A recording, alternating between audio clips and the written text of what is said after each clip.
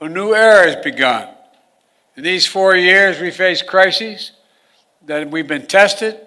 We've come through those tests stronger, in my view, than we entered those tests. This is a fierce competition underway. The future of the global economy, technology, human values, and so much else. Right now, in my view, thanks to our administration, the United States is winning the worldwide competition. Compared to 4 years ago, America is stronger. Our alliances are stronger. Our adversaries and competitors are weaker. We have not gone to war to make these things happen. During my presidency, I've increased America's power at every dimension. We've increased our diplomatic power, creating more allies than the United States has ever had in the history of our nation. We've increased our military power, making the most significant investments in the defense industrial base in decades. We've increased the technology power, taking the lead in artificial intelligence and other technologies of the future.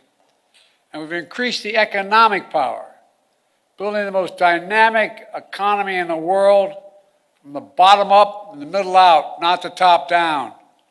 In short, Kamala and I took office, our nation had become stronger at home, are stronger in the world. And now, America is more capable and, I would argue, better prepared than we've been in a long, long time. While our competitors and adversaries are facing stiff headwinds, we have the wind at our back because of all of you. This is what we're heading into. And over the next administration, that's what we're handing it to. Today, I want to lay out what we've done, the opportunities we've created for America, and those opportunities going forward. Today, I can report to the American people our sources of national power are far stronger than they were when we took office. Our economy is booming, although there's more work to do. Our technologies, from artificial intelligence to biotech, quantum, and to advanced semiconductors, they're the envy of the world. And we have made the most significant investments in America and the American workers since the New Deal. To rebuild our roads and bridges, our ports and airports, clean water systems, affordable high-speed internet, and so much more. To build American manufacturing, to make advanced semiconductors, which we invented here at home.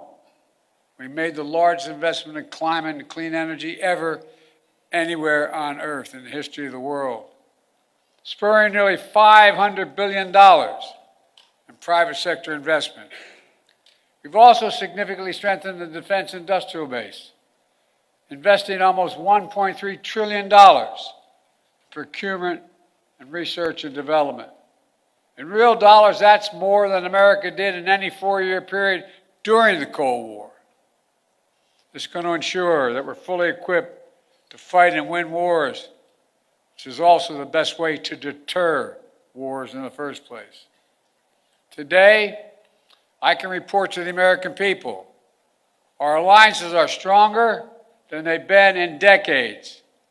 NATO is more capable than it's ever been, and many more of our allies are paying their fair share. Before I took office, 9 NATO allies were spending 2% of their GDP on defense. Now, 23 are spending 2%. And look at the Indo-Pacific. We've made partnerships stronger and created new partnerships to challenge China's aggressive behavior and to rebalance power in the region. We did it, what few thought was possible, to build the first ever trilateral partnership between the United States, Japan, and South Korea. Then another among the United States, Japan, and the Philippines, drawing closer our Pacific allies to defend our shared security and prosperity. We brokered a defense pact known as AUKUS among the United States, Australia, and the United Kingdom, connecting the Atlantic and Pacific allies as only America is able to do. And we've taken the Quad to the next level. The United States, Japan, Australia, and India. When we had that first meeting, I was dumbfounded when they all called and said, "Can we do this at your house?" I think I'm kidding. My wife said, "No problem." It was during the UN meeting, and we thought we were going to do it in New York, but they wanted to do it in Delaware. I said, "Why?" He said, "We can know, then people will know we're really friends." Our democracy, with vibrant economies, working closely, security, supply chains, technology, and so much more. In the Red Sea, we brought together more than 20 countries to protect civilian ships from attack by the Houthis, defending freedom of navigation in one of the world's busiest waterways.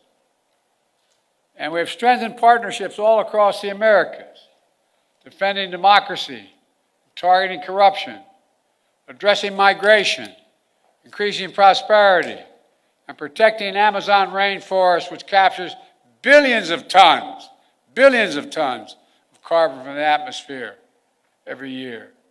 Overall, we've reinvigorated people's faith in the United States as a true partner. Today, I can report to the American people, our adversaries are weaker than were when we came into this job 4 years ago. Just consider Russia. When Putin invaded Ukraine, he thought he'd conquer Kyiv in a matter of days. But the truth is, since that war began, I'm the only one that stood in the center of Kyiv, not him. Putin never has. Think about it.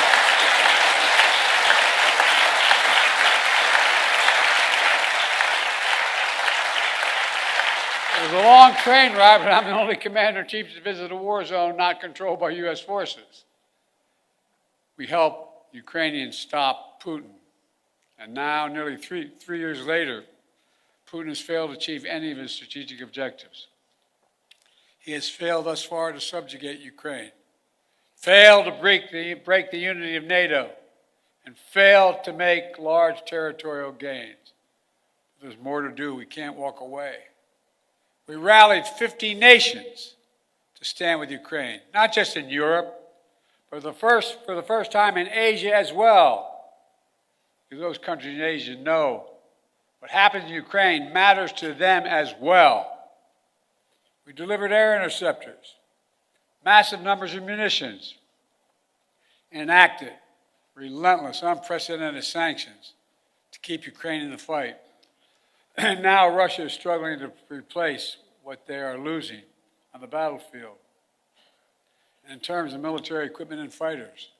And the ruble is under enormous pressure. As I saw it, when Putin launched his invasion, I had two jobs. One, to rally the world to defend Ukraine, and the other is to avoid war between two nuclear powers. We did both those things. Today, Ukraine is still free, independent country with the potential for a bright future. And we laid the foundation for the next administration so they can protect the bright future of the Ukrainian people. And now, look at Iran. Did you ever think we'd be where we are with Iran at this moment? After those despicable attacks by Hamas on October the 7th, Iran directly attacked Israel twice with hundreds of ballistic missiles and drones. And twice they failed because the United States organized a coalition of countries to stop them and ordered U.S. aircraft to come to the defense of Israel. Now, Iran's air defenses are in shambles. Their main proxy, Hezbollah, is badly wounded. And as we tested Iran's willingness to revive the nuclear deal, we kept the pressure with sanctions. Now Iran's economy is in desperate straits. All told, Iran is weaker than it's been in decades. And if you want more evidence that we've seriously weakened Iran and Russia, just take a look at Syria. President Assad was both countries' closest ally in the Middle East. Neither could keep him in power. Quite frankly, neither really tried very hard. Now, I cannot claim credit for every factor that led to Iran and Russia growing weaker in the past 4 years. They did plenty of damage all by themselves. But Israel did plenty of damage to Iran and its proxies. But there's no question, our actions contributed significantly. And now major authoritarian states are aligning more closely with one another. Iran, Russia, China, North Korea. But that's more out of weakness than out of strength. So as the new administration begins, the United States is in a fundamentally stronger position with respect to these countries than we were 4 years ago. Today, I can report to the American people we're in a better strategic position in the long-term competition with China than we were when I took office. You all recall, many experts believe or predicting it was inevitable that China's economy would surpass ours. According to many predictions, that would happen by the year 2030 or shortly thereafter. But we in this room said no. If we make the investments in ourselves, if we protect our workers and technologies, that will not happen. Now, according to the latest predictions, on China's current course, they will never surpass us, period. I met one-on-one with President Xi in consequential summits. He and I have always been direct and straightforward with each other. I made it clear we expect China and everyone to abide by the international rules. And so we stood up against unfair trade practices, taking action when China dumped subsidized goods, incredibly subsidized, on our markets to undercut our workers. We imposed target tariffs in critical sectors like cars, steel, and semiconductors, rather than across-the-board tariffs. We imposed historic export controls on investments, restrictions, to ensure that China cannot use the most advanced technology and sensitive data against us. And critically, we enlisted our allies and partners to join us, building more convergence among our allies on a shared approach to China than ever existed, and showing that it's more effective to deal with China alongside of partners rather than going it alone. But even while we compete vigorously, we've managed our relationship with China responsibly, so it's never tipped over into conflict. We've created lines of communication